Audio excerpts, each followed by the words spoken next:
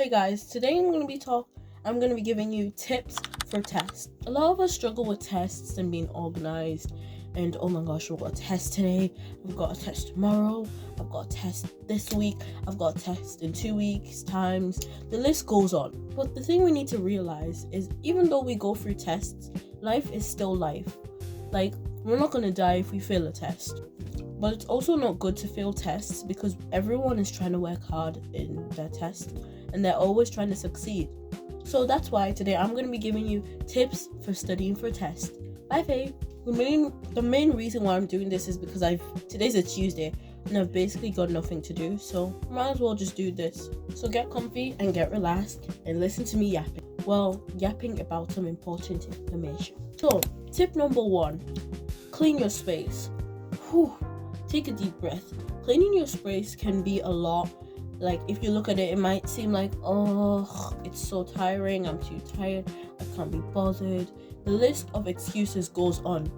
But if you see it in a positive note, cleaning your space can always be good because you could probably be trying to study at home. Or if you're not that type of person who studies, even if you're staying in your room, it could be messy and it could cause a lot of distraction and commotion, and it could mean that you have to clean your room, and we don't want you being messy. We want you to be organized. That brings me to my next point.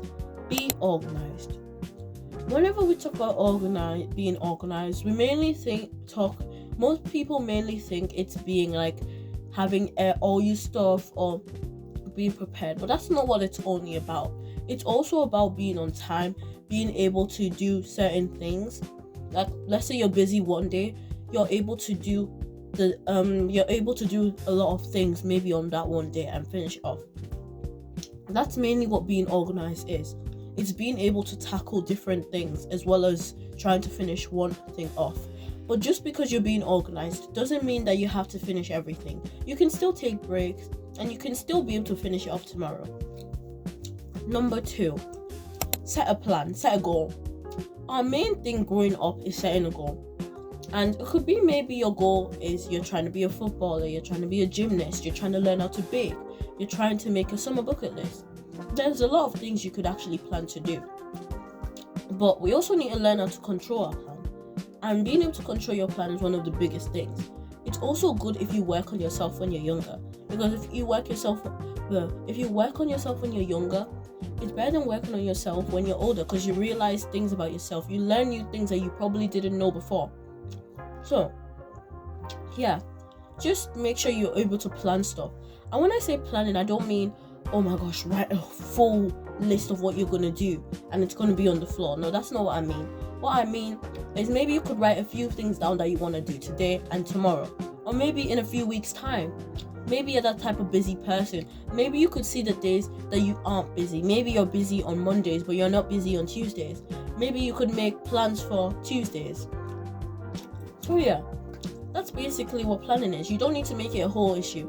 Unless you've been planning for a long time, you can, as time goes on, you can add on to your list. Now, my next point, I think this is step 2 or step 3 or step 4, one of them. Let me just say I think it's step 3, yeah. Step 3 is look at the things that you struggle with and look at the things that you succeed in.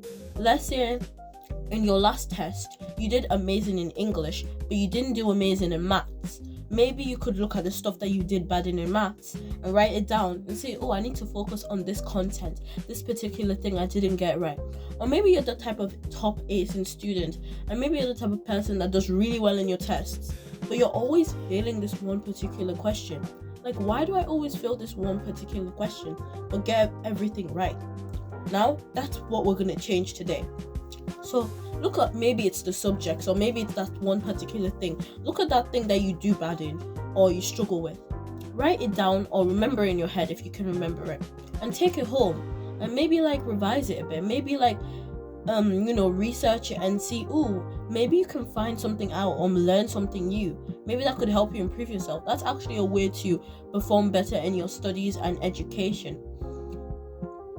Or maybe you could start bringing your books home. That brings me on to my next point. Step number 4, bring your books home.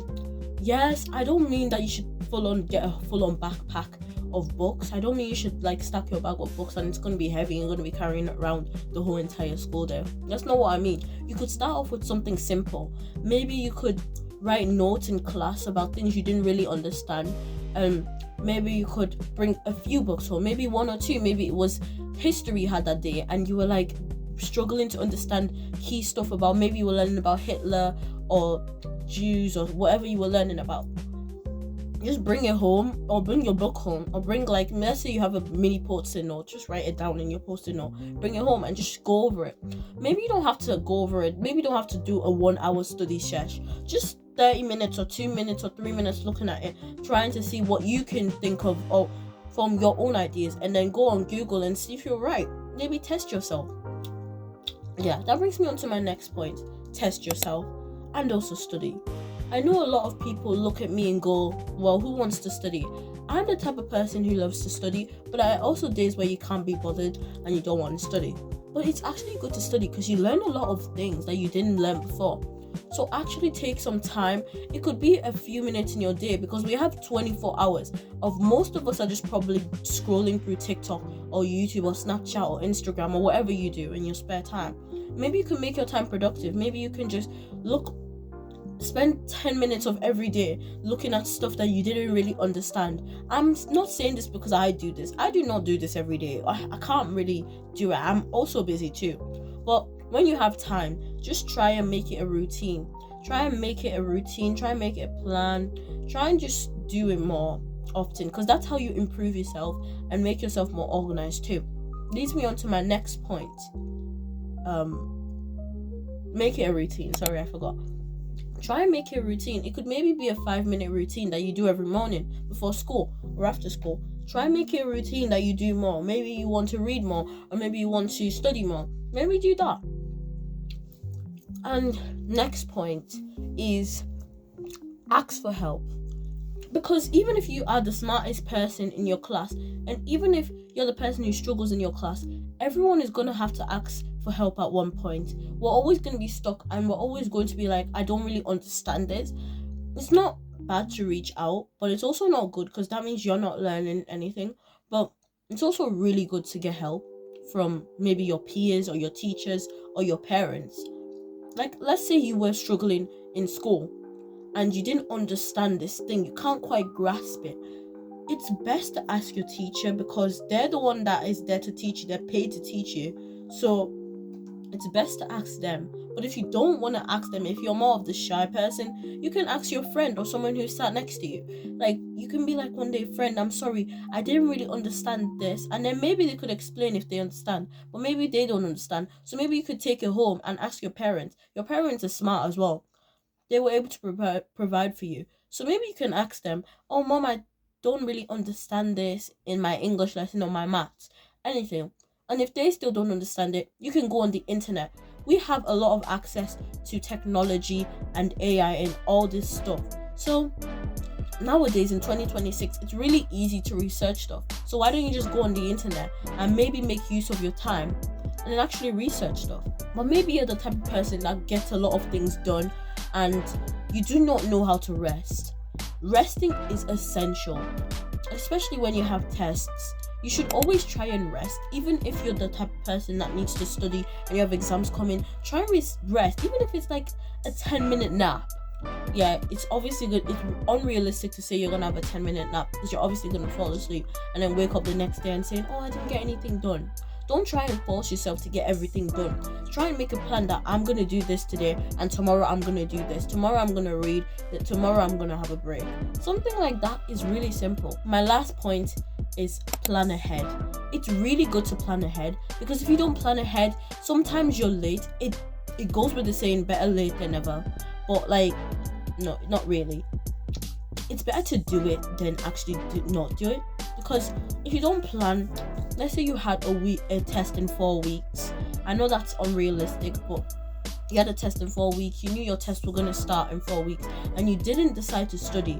That means that you're more likely to fail than pass your exams.